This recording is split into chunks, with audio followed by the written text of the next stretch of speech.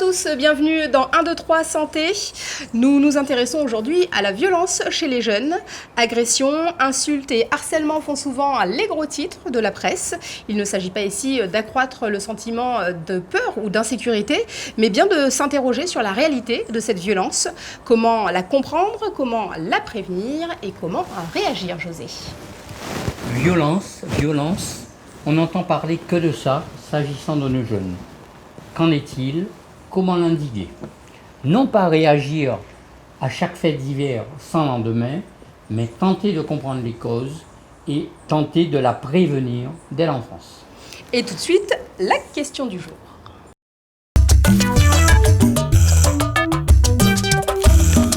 Face à la violence chez les jeunes, ne faut-il pas plutôt prévenir que punir?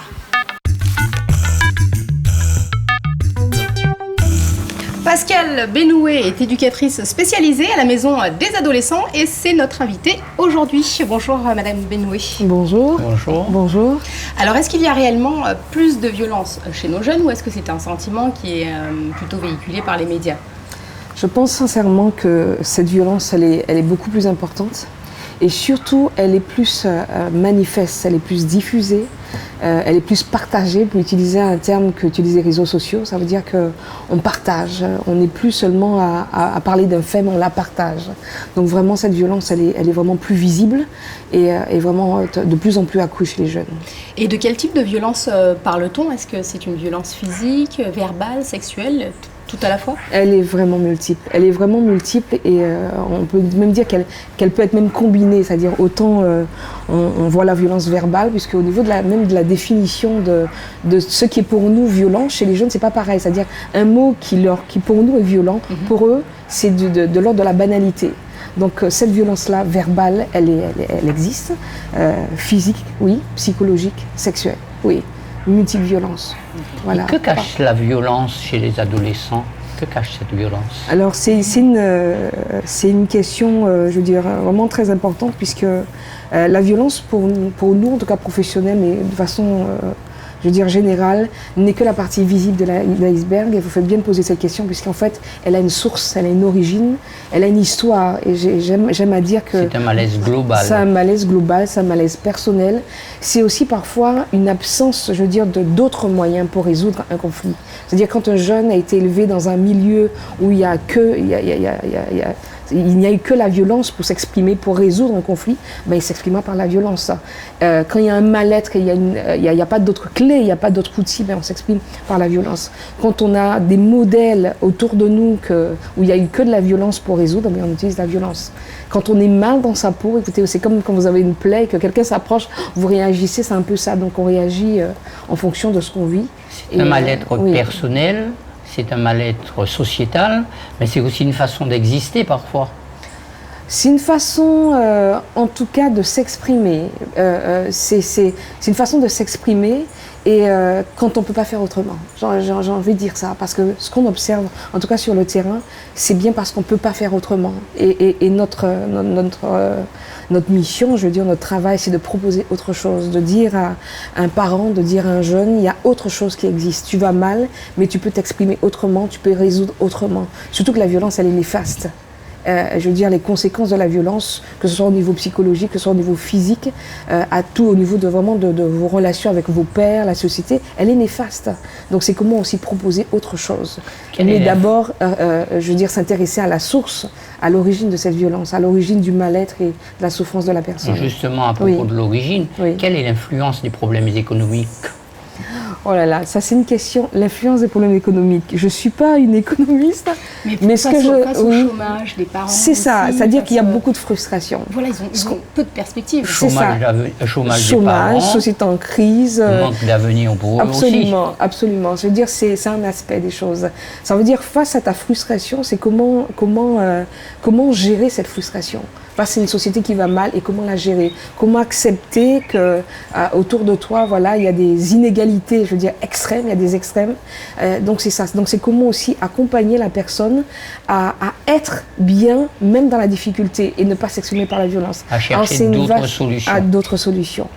Et sachant que voilà, ce qu'on aime à dire aux personnes, c'est que le bonheur se trouve pas forcément dans voilà, je veux dire, l'aisance matérielle, mais il y a autre chose. Donc les aider à se retrouver eux-mêmes, et être bien, même dans une société qui va pas forcément bien.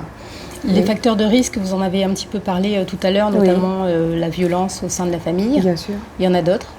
Bien sûr, la violence au sein de la famille, je veux dire des enfants aussi exposés, je veux dire des enfants qui subissent, ils peuvent être bien dans leur famille, mais exposés à des situations de harcèlement, donc ça va amener à des comportements, je veux dire, divers, y compris la violence. Les familles monoparentales, est-ce que ça a des conséquences? Ouais, une mère, un père qui élève seul son enfant, et qui est quelqu'un d'équilibré, peut tout à fait, je veux dire, éduquer son enfant dans un milieu sain et sans être amené à développer un comportement violent. Je veux dire, c'est pas le fait d'être seul à élever son enfant qui va faire que ton enfant va devenir violent. C'est vraiment d'autres facteurs. C'est-à-dire, si tu es seul, en plus, tu as du mal à gérer cette solitude, il y a X problèmes dans ta vie, ta souffrance, des souffrances de ton passé, forcément, ça va avoir des influences sur l'éducation que tu vas amener à ton enfant. Mais c'est pas le fait tant d'être seul. Absolument. Cependant, je veux dire que la présence je veux dire l'importance du couple, père, mère, la présence du papa, la présence de la maman, je veux dire contribue à l'équilibre, je veux dire de l'enfant. Donc, et même si c'est pas le père, ça peut être un tonton, un grand-père, une image, ou bien voilà, paternelle ou maternelle. Mais on peut pas dire vraiment de façon aussi simple que c'est juste le fait qu'on soit seul. Non. À côté des autres facteurs, la consommation d'alcool, de drogue par exemple, quel qu'il soit. Bien sûr, bien sûr. Est-ce que c'est un facteur prégnant ici? Bien sûr, tout à fait. Mais ce n'est pas, ça va pas être, je veux dire, l'origine. Ça va être comme la violence, je veux dire, un mode, c'est-à-dire que consommer de l'alcool, consommer des drogues, ça veut dire qu'il y a quelque chose en amont.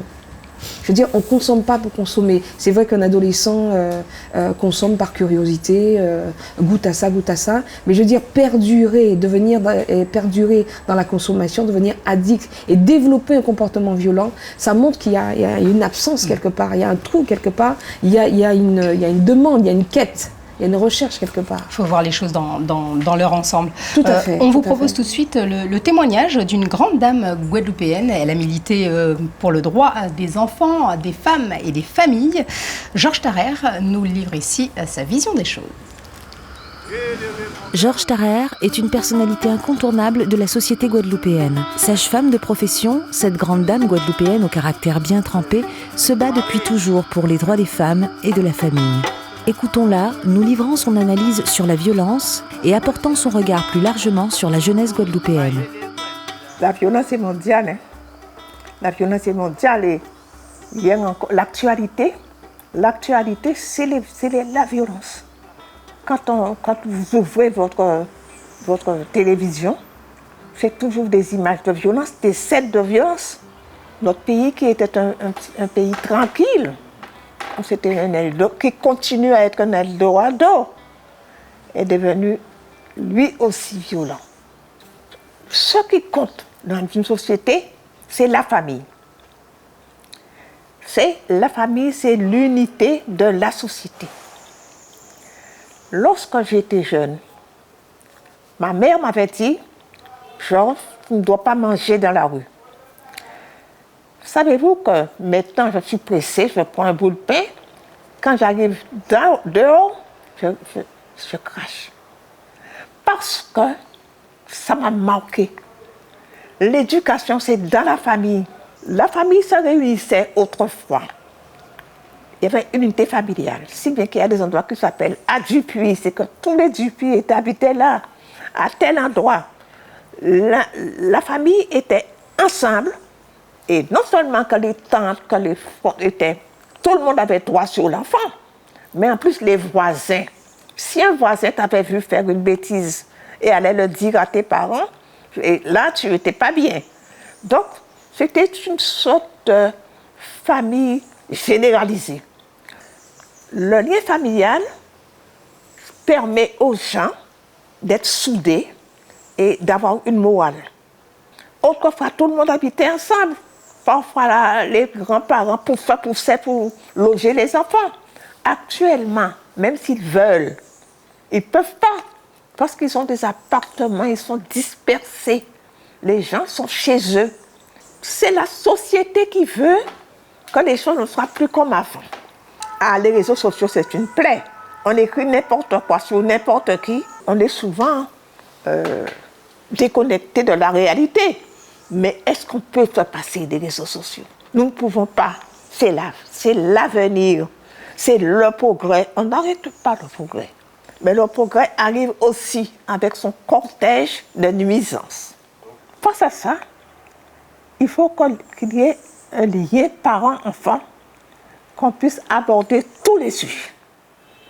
Moi, j'aborde tous les sujets. J'ai 18 petits-enfants. Je leur parle comme si c'était des copines pour certains sujets. Et elles sont très, très proches, beaucoup plus proches de moi que parfois leurs parents, parce que je ne suis pas bégueule.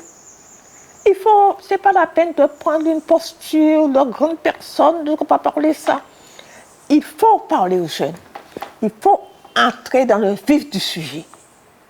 Donc, je parle sexe avec mes jeunes.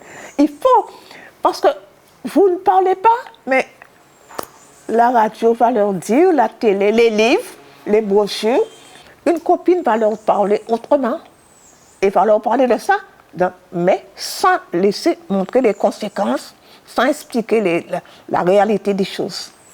Tout le monde n'a pas la même réflexion sur la même chose. Et chacun a sa vérité. Et ta vérité n'est pas peut-être meilleure que celle d'un jeune. Il faut l'écouter. Ça aussi, les jeunes, on n'écoute pas les jeunes, mais ils sont leur vérité. Il faut les entendre. Et les jeunes Guadeloupéens, dans tous les domaines, ils sont présents. Ils sont présents dans tous les domaines, pas seulement sur le plan sportif. La Guadeloupe fournit une jeunesse qui est présente dans le monde. Les jeunes Guadeloupéens vont compter dans le monde. Ils comptent déjà dans le monde.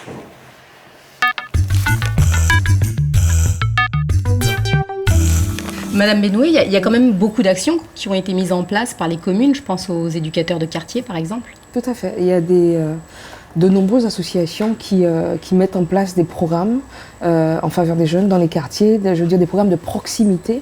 Et ce sont des pistes, ce sont non seulement des pistes, mais vraiment des actions concrètes qui visent vraiment à s'approcher des familles, des jeunes, être dans leur proximité pour mieux les aider, les occuper, non pas pour les occuper, pardon, mais aussi pour comprendre et adapter les solutions face à ce qu'ils vivent au quotidien. Et prévenir aussi, en fait, il ne s'agit pas de réagir quand il y a un conflit, quand il y a un fait divers. Absolument. C'est pourquoi on parle parfois beaucoup de grands frères, ouais. Parce que l'idée, c'est vraiment d'apprendre à gérer le conflit en amont. C'est-à-dire prévenir, c'est donner aussi des clés face au conflit, face à la difficulté. Donc c'est vraiment ça, prévenir, accompagner, je veux dire entre guillemets traiter. Mais l'action de prévention, oui, c'est très important. Vous parlez de prévention, mais cette prévention peut commencer dès le début, dès la naissance. C'est l'accompagnement dès le début, c'est la communication avec les enfants. C'est ça. Maintenir cette communication.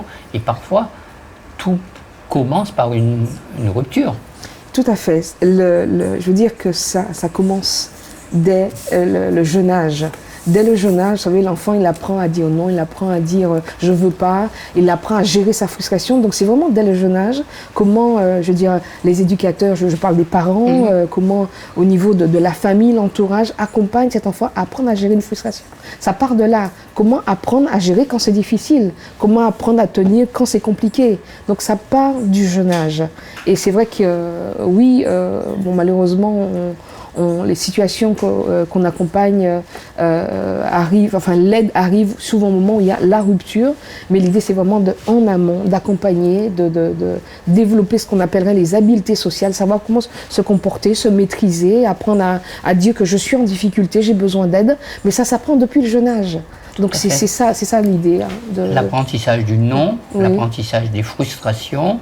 Apprendre pour des parents, c'est pas facile parce qu'il est coutume ici de dire il est trop il est petit maintenant, on le laisse faire et on va corriger plus tard. C'est quelque chose qu'on entend souvent. Non, c'est une vraiment... chose qui est néfaste dans le bon développement de l'apprentissage social par l'enfant. Absolument, ça commence dès le jeune âge.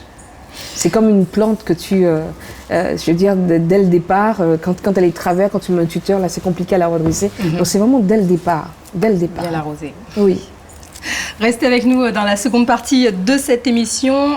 Nous verrons quelles peuvent être justement les réponses à cette violence, et les actions prévention à mettre en place. À tout de suite.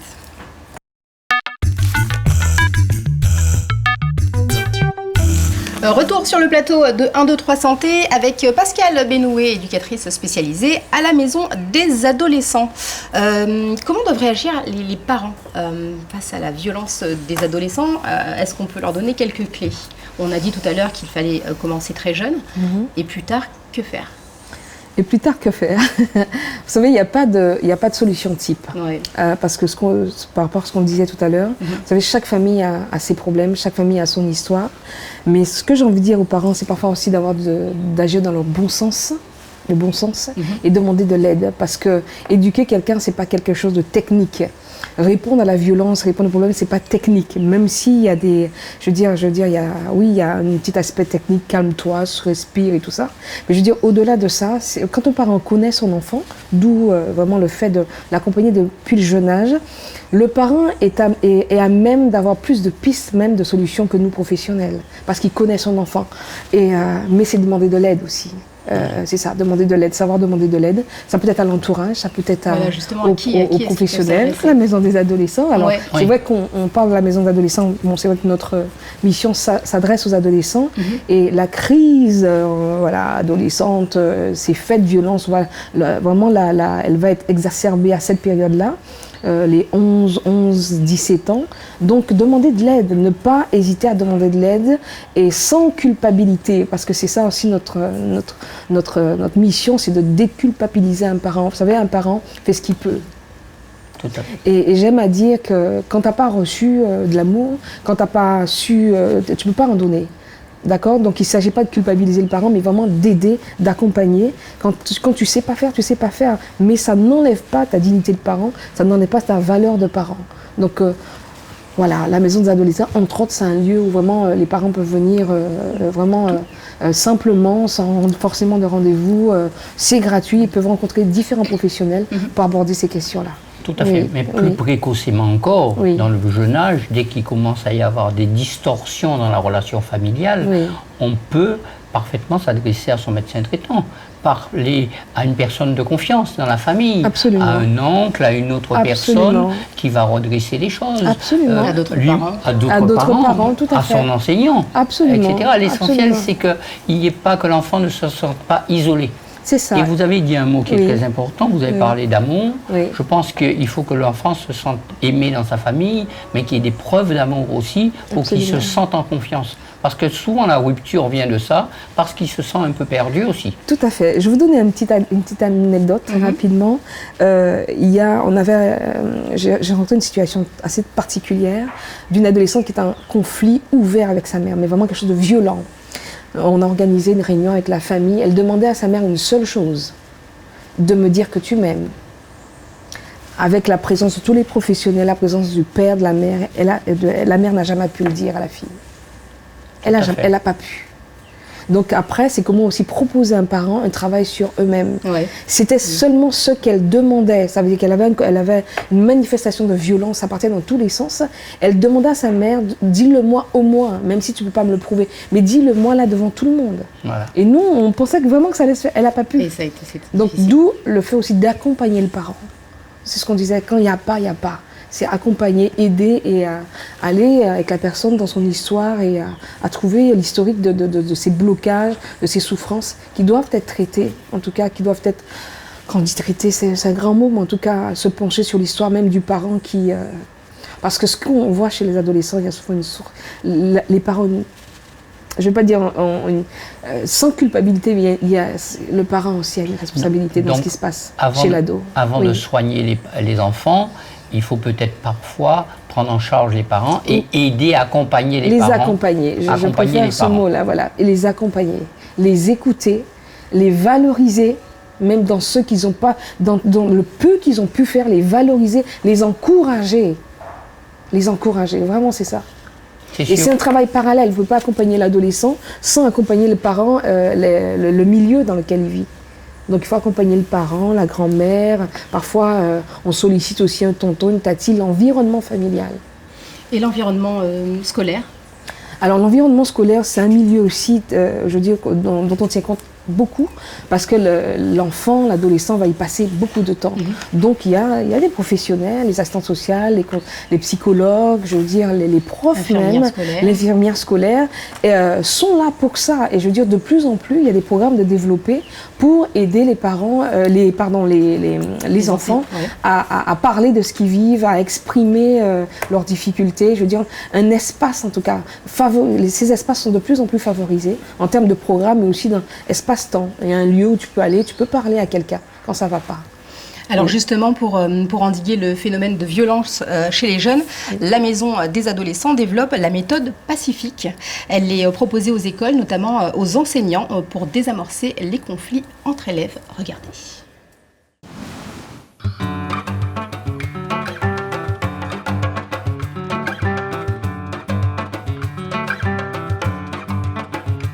Créée en 2011 et ouverte aux usagers en janvier 2012, la Maison des adolescents, MDA, œuvre depuis 7 ans à Trioncel, dans un bâtiment mis à disposition par la ville de Bémao. André Palamède, directeur de la MDA, nous explique la méthode pacifique. Il s'agit de pouvoir permettre aux jeunes de mieux gérer les conflits, puisque les conflits existent toujours et vont toujours exister. Alors comment gérer au mieux les conflits? C'est à travers les différentes activités que nous allons proposer aux jeunes, différentes activités ou différents ateliers avec des thématiques, et ça va nous permettre de pouvoir travailler sur notamment l'estime de soi, la confiance en soi, l'affirmation, l'empathie et toutes ces différentes activités vont pouvoir permettre justement aux jeunes de mieux gérer, de mieux comprendre. Et nous leur permettons, à travers un apport théorique, de bien voir les différentes étapes permettant justement de ne pas arriver à la crise. Oui. Du fait, je suis en entretien. Non, mais moi je fais des... Vous voyez, cette dame-là, c'est impossible. Elle vous dit oui, elle vous paraît gentille, mais cette dame-là, un monstre qui est là. Oui. Même moi, elle me fait souffrir dans mon travail. Tous les jours, je viens ici, c'est l'enfer. Elle fait semblant devant des enfants de dire oui, pas de violence, mais elle-même elle fait de la violence. Moi, j'en peux plus. En décembre, depuis le début de l'année, je commence à en avoir marre. Je commence à en avoir marre. Et je suis désolée que vous assistiez à tout ça là, mais moi, j'en peux plus. Tu vois qu'ici, tu es chez toi, tu vas ce que tu veux. Elle a mal dormi, je pense. C'est comment tu dis que tu veux quelque chose? Mais un enfant va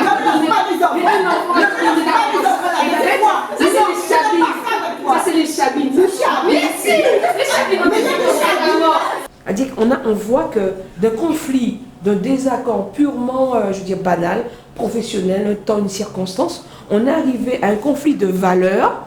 C'est parce qu'elle a commencé à toucher à mon intégrité, ma personne, mon style vestimentaire. Quoi d'autre? La famille. La famille. Habillé. Oui, mais je veux dire à l'intérieur de toi. Avant d'exploser là, qu'est-ce que ça vous fait? Oui. Tu te sens mal, tu veux plus parler. Voilà, tu as la gorge parfois nouée, tu te sens mal. J'ai envie de frapper la personne. Tu as envie de frapper la personne. Tu pleures et tu vas te promener. Moi, je deviens chaud et mon cœur accélère. Voilà. Alors, donc on voit que quand un conflit n'est pas géré de façon pacifique, on a des signes physiologiques qui se passent. Et même des fois quand c'est résolu pacifiquement après, puisqu'après disons qu'on se réconcilie, on a des signes physiologiques. Donc dans l'escalade du conflit, on a vu qu'il y a des étapes. Donc ça commence tranquillement, on a un désaccord, on n'est pas d'accord sur une chose, on commence à s'expliquer. Après ça prend une autre dimension quand elle attaque ma dignité, ma fierté, vous avez dit mon orgueil, quand elle attaque mes valeurs. Et souvent, ça va être la violence. Mais dans la violence, il faut qu'on soit aussi capable de distinguer les types de violence pour résoudre au mieux. Parce que plus tôt le conflit est résolu, mieux c'est.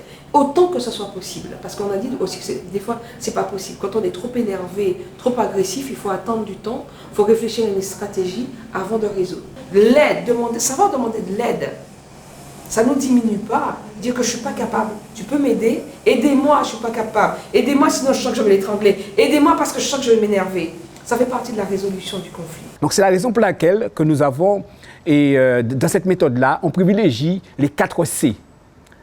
Se calmer, communiquer, chercher une solution et le 4e C, c'est choisir la meilleure des solutions. Alors nous avons imaginé un acronyme en créole et nous avons créé ça CACOCHER. CACOCHER. Calmer, communiquer, chercher une solution et choisir la meilleure. Bien sûr, c'est un peu théorique, mais avec, comme je l'ai précisé, avec la mise en place de différents ateliers et des activités, on permet justement aux adolescents de mieux se comprendre, de mieux se connaître eux-mêmes. Parce que c'est important de mieux se connaître, pour savoir à quel moment que moi je peux entrer en éruption, à quel moment que moi je n'accepte pas telle condition. Et à ce moment-là, à travers ces ateliers-là, des mises en situation, des petits sketchs, on arrive effectivement à mieux leur faire comprendre l'intérêt de pouvoir pratiquer la méthode pacifique.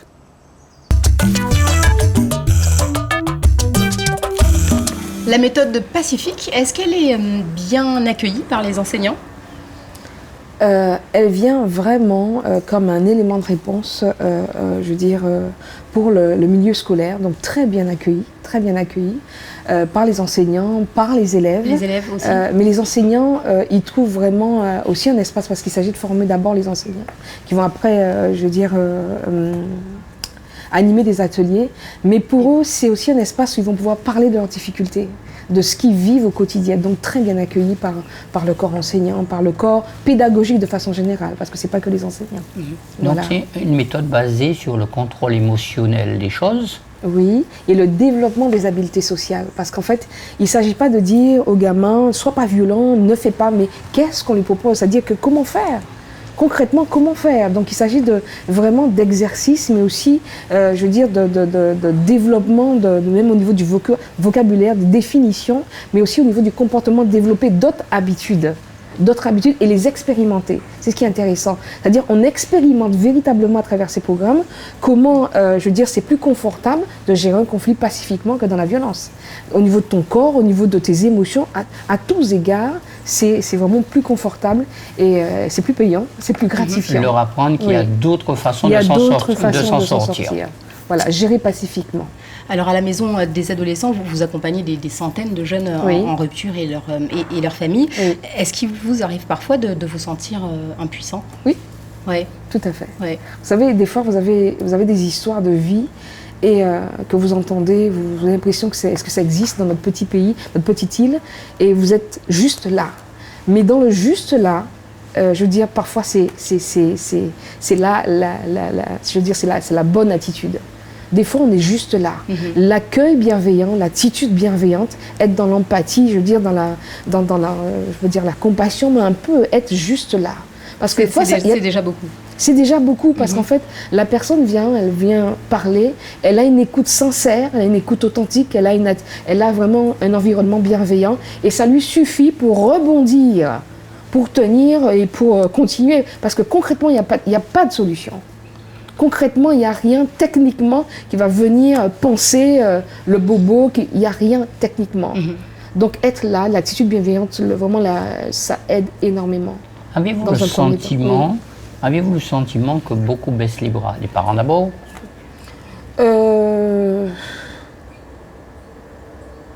Non. Non, ils viennent chercher des solutions. Ils viennent chercher de l'aide. Je veux dire qu'on a, en tout cas de mon expérience à la maison des adolescents, les parents viennent chercher de l'aide. Même si ça tarde un peu parce que vous avez votre dignité de parent, aller demander de l'aide, c'est pas facile. Aller parler de son histoire, de ses difficultés, c'est pas facile. Mais ils viennent quand même. Et moi, j'ai l'impression que les gens finissent par venir, finissent par demander de l'aide. Et puis, ça passe de bouche en oreille. Voilà, il y a une amie qui m'a dit d'y aller, donc je suis venue. J'avais du mal. Donc, les gens viennent parce qu'ils veulent s'en sortir. Ils aiment leurs enfants et puis eux-mêmes, ils veulent avoir des solutions. Donc n'hésitez pas à demander de l'aide autour de vous. Oui. Merci beaucoup Pascal Benoué d'avoir été avec nous tout au long de cette émission. C'était un vrai plaisir, merci. Merci à vous. Merci beaucoup. Merci. Merci José, c'est la fin de cette émission. On se retrouve la semaine prochaine et tout de suite c'est Yamuna à qui vous fait la synthèse en créole.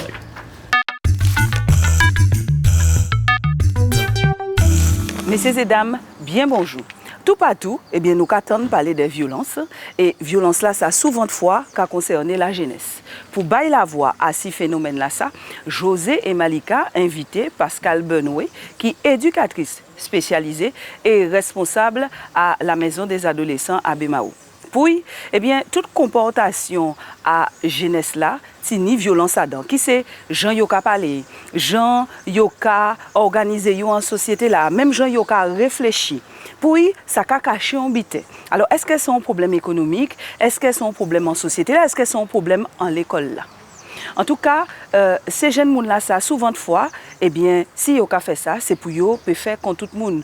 Ou encore, souvent de fois, là où vous voyez ni en comportation violent, eh bien, c'est ni en l'autre situation qui explique ça. Par exemple, on tini ça qui Jacques a drogué, d'autres qui tini en l'autre problème en famille.